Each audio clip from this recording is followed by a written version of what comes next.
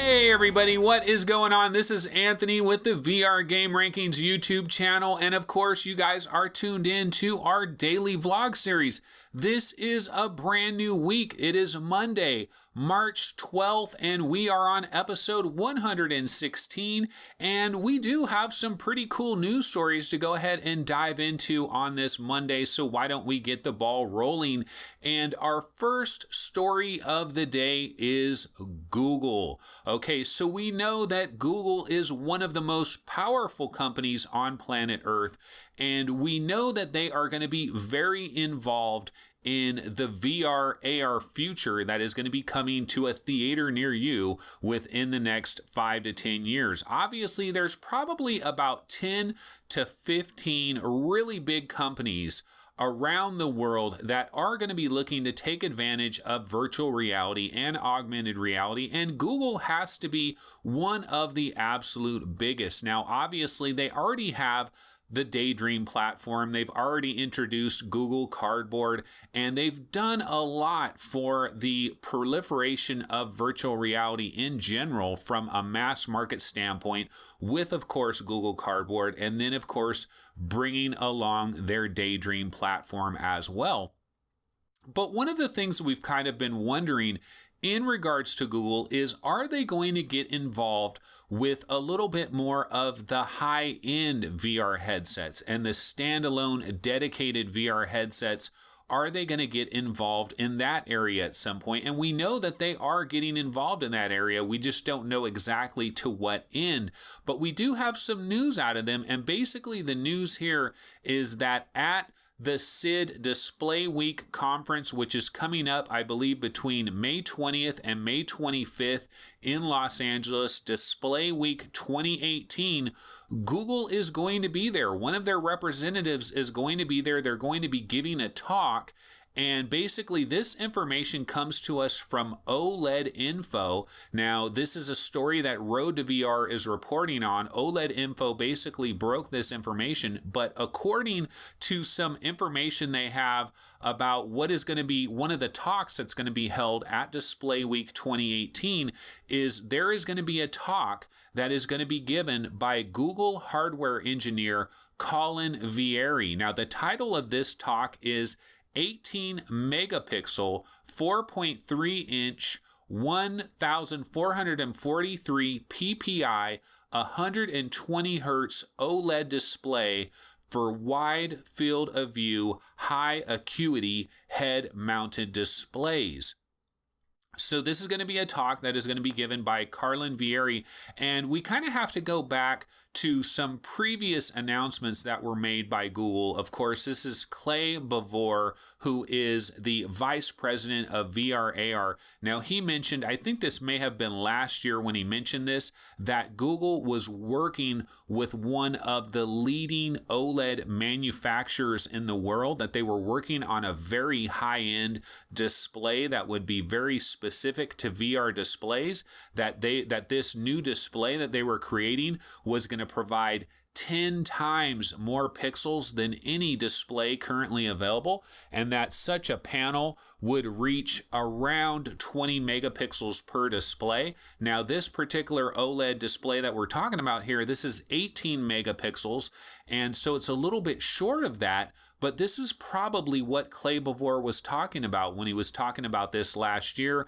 and that Road to VR, well, OLED Info actually has suggested that the resolution of this headset, based on the information that they've given, would probably be in the area of 5500 by 3000 resolution. So this would be considerably higher than the Samsung Galaxy display, considerably higher than the HTC Vive Pro. So this is something that I'm particularly interested in myself, because I kind of feel like if I'm going to jump up to a new headset, I kind of want to double that resolution. You know, I want to double up. And as good as the Samsung display is doing in the Samsung Odyssey, as good as the display is going to be in the HTC Vive Pro, it's a relatively minor jump in the grand scheme of things, and this is a much more significant jump. So I'm a little bit more excited by this. So we definitely have to look forward to Display Week 2018. This talk, I believe, is scheduled for May 22nd. So we're definitely going to be looking forward to this. But Google, I mean, let's face it, they are very involved in this game. They want to have a very big piece of this pie because none of these companies want to be on the outside looking in. So there are so many major corporations that are working on AR, they're working on VR, and they're kind of working on it more from the standpoint of a defensive posture. Nobody wants to be on the outside looking in. Think of all the companies that were involved in the smartphone revolution, and think of the companies that kind of were on the outside and they kind of got screwed by that whole thing. Well, nobody wants this to happen again. So everybody is very involved. They're very much working on this. And so we're excited to see what Google might bring to the table in regards to this new higher end display.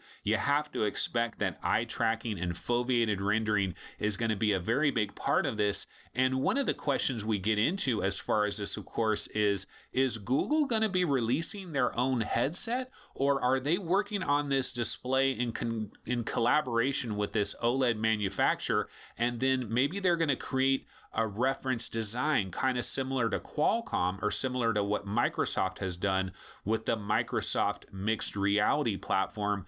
They could be creating a reference design and then look for other hardware partners to actually come out with their headsets, kind of similar to what Google is doing with the Daydream. So this is something we'll have to look forward to. We definitely are excited about Display Week 2018, which is coming up later in May.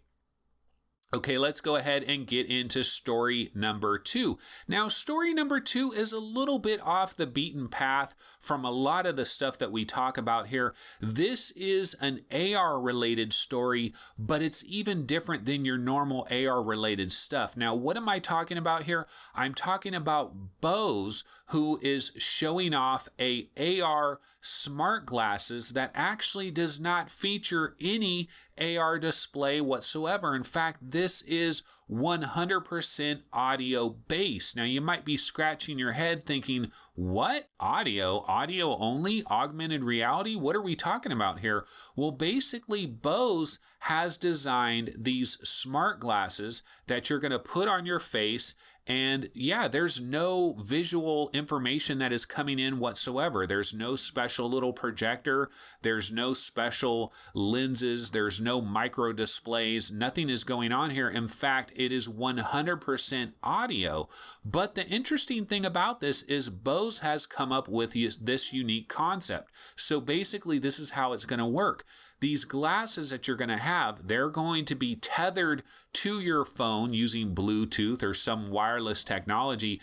And then you're going to have an app on your phone. Your phone is going to have its own GPS. So what they're going to be able to do is imagine that you're walking down the street and you're looking at various restaurants that are lined along this street. You're interested in having dinner. You don't know which one of these restaurants you want to go to because you don't know which one is good, which one necessarily isn't good. And so what this app will supposedly be able to do is it will be able to calculate relatively, with some relative accuracy, what you happen to be looking at. It's going to know where your glasses are aimed. It's going to know where you're located in 3D space based on GPS and then based on where the glasses are aiming. And so if you're looking at a particular restaurant, information can pop in, audio information can pop into your ear, kind of giving you, say, some Yelp reviews on these different restaurants. Or let's say you're in Tokyo and you're at one of the various train stations in Tokyo. You need to catch a train that's going to take you to a different section of Tokyo, but it is complete madness. You don't know what's going on. There's so many signs everywhere. There's so many people everywhere, so many different trains. It's all incredibly confusing. But if you have some of these Bose AR smart glasses that are taking advantage of this with audio only, maybe you can go ahead and key into your app the train station that you're looking for, and then it'll give you audio cues that will say, look 20 degrees that way. Okay, yes, you're looking in the right direction. Now head in that direction for about 2 minutes, walk about 2 minutes in that direction, or whatever. It's going to give you some information that is just going to come audio only.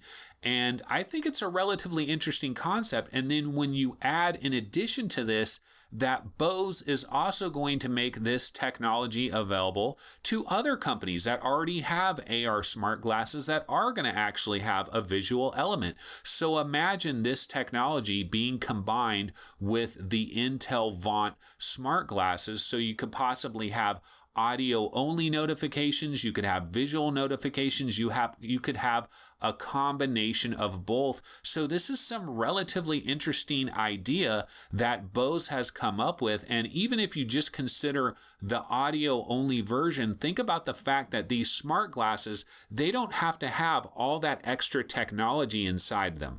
They don't have to have a projector or a little laser that's beaming light into your eyes. And so they don't need all the technology with that. All they need to have is two little speakers that are going to be located perfectly, shooting the audio right into your ears, because Bose knows you're going to put these glasses on your head. The glasses are going to rest on your ears like so, and the speakers are going to be located in a very specific location aimed directly at your ears, so they can provide some really good audio.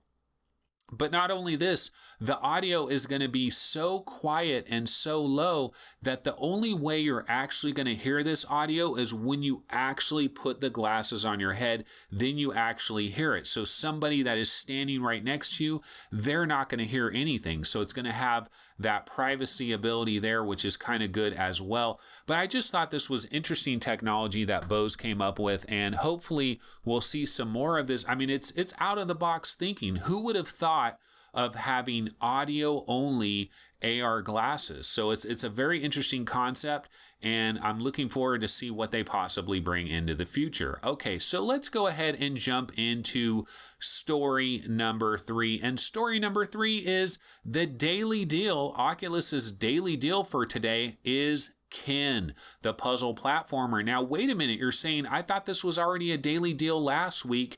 Yes, it was, but it was the daily deal on the day of Oculus 2018, the day the Earth stood still, the day when we had the Oculus runtime error and we had the whole expired certificate kerfuffle. So basically, Kin, House of Secrets, the developer of Kin, they kind of got screwed by having a daily deal on that day. It's not an ideal day to have the daily deal. Nobody was excited about the Oculus platform on that day. Everybody was pissed off. So who's going to run to the Oculus store and buy Kin on a daily deal? You didn't even know if you were going to have an Oculus Rift that was going to be operable in the future. So they've been given a second chance. So it is the daily deal again. Now, this deal does expire at midnight Pacific time today on Monday, and by the time this episode is uploaded to YouTube, there's probably only 5 to 6 hours left before this daily deal expires.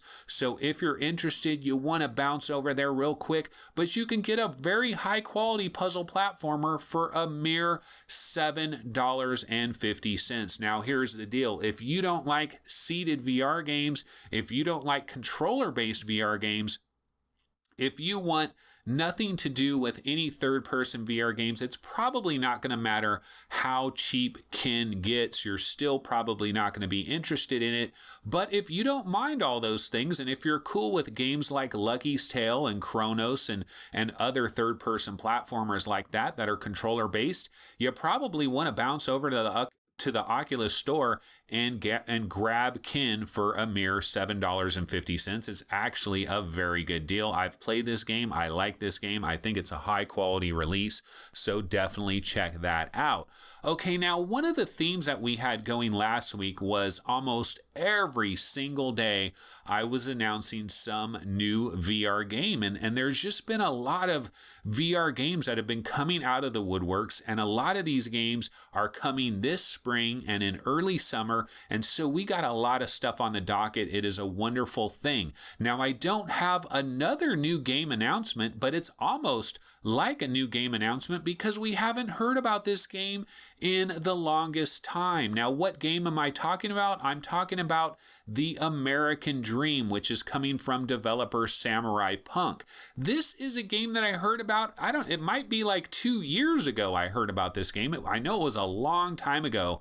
I heard about this game, The American Dream by Samurai Punk. I think they even had an initial trailer way back in the days, and then it was basically all quiet on the Western Front. We didn't hear anything about this game for what seems like well over a year. Honestly, if you would have asked me what's the deal with The American Dream by Samurai Punk, I would have simply assumed that this game had basically been canceled and that we weren't going to get The American Dream. But I'm completely off base on that because not only has this game not been canceled, it's actually releasing this week. It is coming on March 14th. This is coming this Wednesday to the Oculus Rift and the HTC Vive, and a brand new trailer for the game was released today. And you know what is so interesting about this game? This game either is going to have absolutely perfect timing or the absolute worst timing. It just depends on the way you're looking at it, because the thing about this game, what this game is it's kind of a satirical, tongue-in-cheek look at America's fascination with guns, or at least this perceived American fascination with guns. And obviously there's all this stuff that is going on in the political world right now with this gun violence and Donald Trump and making the video game industry a scapegoat for this gun violence that has been going on here in America and all these different things. And obviously I'm not going to get into all that kind of stuff. This is not that kind of a show. But what I will say is, man, this game is really dialed in to this kind of thought process. I have to imagine that the NRA, the National Rifle Association, they're not huge fans of The American Dream by Samurai Punk, because this game is definitely taking a very satirical look at it, a very tongue-in-cheek look at it. And if you watch this trailer, see basically the idea of this game is instead of using your hands to do things, you use guns. And basically everything you're doing in this game, you're using guns to do this, you're using guns to do that. And it kind of has this 1950s vibe going on it, but kind of a twisted 1950s vibe. It kind of has a little bit of that Fallout 3 or Fallout 4 kind of flavor. And you know, the interesting thing about this is when I watched the brand new trailer today, I could not help but think about an old 1975 sci-fi movie starring a very young Don Johnson. This movie is called A Boy and His Dog. And if you guys are a fan of 70s sci-fi like me, I'm a huge fan of 70s sci-fi. I mean, we're talking about stuff like Planet of the Apes. We're talking about Logan's Run. We're talking about Close Encounters of the Third Kind. We're talking about all kinds of amazing sci-fi movies back in the 70s that were really cool. And one of the best sci-fi movies of the 70s that you don't hear much about at all is A Boy and His Dog. And I can tell you, if you're a huge fan of Fallout 3 or Fallout 4, you owe it to yourself to watch this 1975 movie, A Boy and His Dog, starring Don Johnson, because I gotta say, man, Bethesda Game Studios, I love you guys, but man, did you rip this movie off. Like, you guys ripped this movie off to no degree. Seriously, if you watch this movie, you will see basically the idea of underground vaults, the idea of underground civilizations that are kind of out of touch with everything, and they're kind of in the 1950s, but they're kind of weird and twisted. The idea of walking along a wasteland with your dog meat, like that came from A Boy and His Dog, this Don Johnson movie, and I'm really getting a strong flavor of that with this game, The American Dream. In fact, honestly, I don't know that I would be that interested in playing The American Dream, but after watching this trailer and kind of thinking of A Boy and His Dog and that interesting vibe and the satirical humor and the tongue-in-cheekness of it all, especially with all the gun stuff that is going on, I'm actually quite interested in this game, and I definitely want to check it out this Wednesday. So we have that to look forward to. Now, I don't have a price on this game, but it is coming this Wednesday to the Vive and the Rift, and it's also going to be coming in the future to PlayStation VR, so we do have that to look forward to. Okay, guys, the last story before we bounce out of here is there are some initial reviews from the Ready Player One screening that happened last night at South by Southwest, and what I'm going to do is I'm going to go ahead and bounce onto the internet real quick and kind of read you guys a little bit about some of this stuff that is going on Reddit, all these different reviews that are coming out. Now, people are talking about how the fact that there were a number of technical difficulties that happened during the screening of the movie. Apparently, during the last climactic act of the movie, the sound cut out for a while, and there was a number of technical difficulties, but people still really love this movie. I mean, people are just talking about how amazing it is. For example, Daniel R., here's what he had to say. There were some problems at the screening. However, the movie itself is everything a geek could dream of. So much fun. Eric Davis is saying, we haven't seen this Spielberg in a long time. It's just pure entertainment, and it's hard not to watch it without a dorky smile on your face the whole time. Let me read another one. Well, Beatrice Verhoeven says, if this doesn't answer whether people loved Ready Player One, I don't know what will. And she has linked a video of like everybody just clapping and cheering right after the screening was over. And then E. Bob Jr., he had this to say, Ready Player One at South by Southwest blew my mind like it blew the speakers. Holy cow, Spielberg delivered. Here's another one from Alex White LeBlanc. Ready Player One, haven't felt that sense of childlike wonder since Jurassic Park. This film lacks the terror of that film, but the sense of joy is overwhelming. This film is love. So basically, just a lot of really great reviews on Reddit from people that checked out that screening of Ready Player One last night. Now, of course, you do need to take a giant grain of salt with all of this, because you've got to understand that a lot of people that saw this movie at South by Southwest last night, it's kind of preaching to the choir. I mean, I have to imagine that this theater was filled with Ready Player One fans, fans of the book, fans of Steven Spielberg himself, fans of the VR industry in general, and just this type of geek nostalgia and what was going on here. So it's kind of preaching to the choir a bit.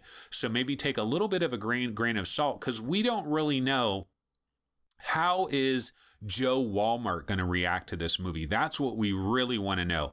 Joe Walmart and his family, how are they going to react to this movie on March 29th? But hey, it's good to see that it appears that we've got a great movie on our hands here with Ready Player One, because it could be very important for the VR gaming industry going forward. One of the things that I think about in relation to Ready Player One, do you guys remember when The Matrix came out? I think it was like 1999 is when The Matrix first hit, but The Matrix, like when that movie came out, it was like a revolutionary movie. It kind of changed the landscape a little bit. And if Ready Player One could have like 50% of the kind of success that The Matrix had in 1999, I mean, this movie could do absolute wonders for the VR and AR industry, and could kind of give us that second wind that we've been looking for the VR AR industry. It could be absolutely huge. So it's very good news to see initial positive reviews coming out of that screening last night. All right, folks, we've gone a little bit longer today. That's going to go ahead and wrap it up. This has been episode 116 for Monday, March 12th. And I will, of course, see everybody tomorrow on Tuesday. Have a wonderful Monday evening, everybody. See you tomorrow. Later.